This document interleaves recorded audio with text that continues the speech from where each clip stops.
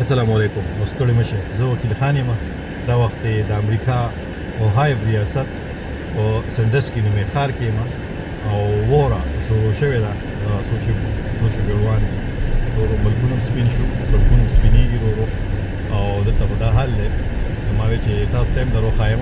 د دې ځای نوم سندسکي ښار دی او دلته چې زه راغلی یم دلته کې څه کار پسې راغلی یم او کار دا دی چې دلته په د امریکا د ټولو سکولونو څخه ماشومان راغونډ شوي دي. هغه ماشومان کوم چې په روباټک یا چې کوم دی نو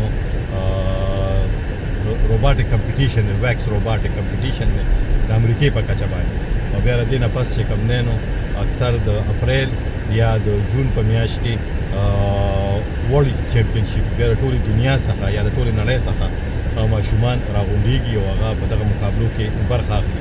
او کوم چې غوره ماشومان وي نو بیا غټې کمپنۍ غټ ادارې هغه د هغې سرپرستي کوي او هغې ته چې کوم دی نو بیا دغه برابري صحیح وته خدای دې په نیکې مل چې خپلو کمپنو کې وله ځایونه ورکوي او هغې یې سپانسر کوي چې په هغې باندې سبقونه ووایي او هغې چې کوم دی نو یا الله خیر ګاډی خوب کوي ده که نه بریک هم نه لګي. یا الله ته خیر له ورولې زه خپل هوټل ته رالم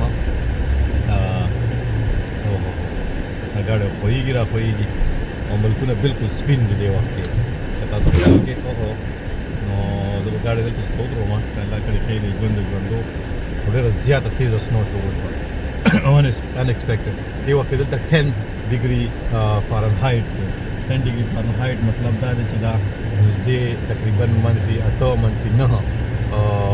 ډګري سنټیګریډ دی. ډېر زیات لکه ورته په 100 سکنډو کې چې کوم دی نو ملکونه سپین شو او زه کوزېږم هم ډېرو ملګرو وي وره راته وښیه. نو وره تاسو ته څنګه وښیو؟ وره ته خو دلته چې کوم دی نو مونږ ګرځېدلی نه شو او ډېره ښه یخني ده. ډېر زیات سړونه چې کوم دی نو غوښې بیالي خیال به کوئ ورته وګورئ څو شېبو کې چې کوم دی نو داسې واورېدو سوچ کوئ په دې کې به سړی چېرته لړ شي او چېرته نه به راشي. زه چې لړ شو کوزېږو زه به تاسو ته خپل ځان هم وښیم. ما ته وګورئ پکې ما ځان تړلی دی له خیره سره کې په 100 منټه کې دننه ملکونه چې کوم دی نو سپین شو. دا ورته وګورئ دا اوس موږ چې ګاډی ودرو هغې نه پس چې کوم دی نو بس دغه سچویشن په ما باندې ټوخې ولګېده. یاره زه چې زما هوټل دا دی او دلته سټې ده زمونږ. زه چې ځو ګاډی به لاک کړو ګاډی خو مې لاک کړو زه چې لوړ شو داسې اوس ای سمه یخني ده یار. تاسو به هم څه یاد ساتئ. تاسو وایئ چې مزې دي خو مزې کوم ځای دی. دلته رالو نن یو پیالې کافي راواخلو. کافي نه پس به بیا نورې خبرې اترې کوو. تر خو لګیا دی صفایي کمرې ته سیزونه ورکوي. دلته خو د ناشتې انتظام روان دی که خیال کوئ. ماسته پراته دي کیکونه دي مافین چې ورته وایي سیریل دي جوسونه دي او ترور هم ناسته ده نن چې کوم دی نو خوراکونه کوي او کافیانې دي او شیزونه دي. نو ځئ نور ویډیوګانو کې بیا ملاویږو. والسلام.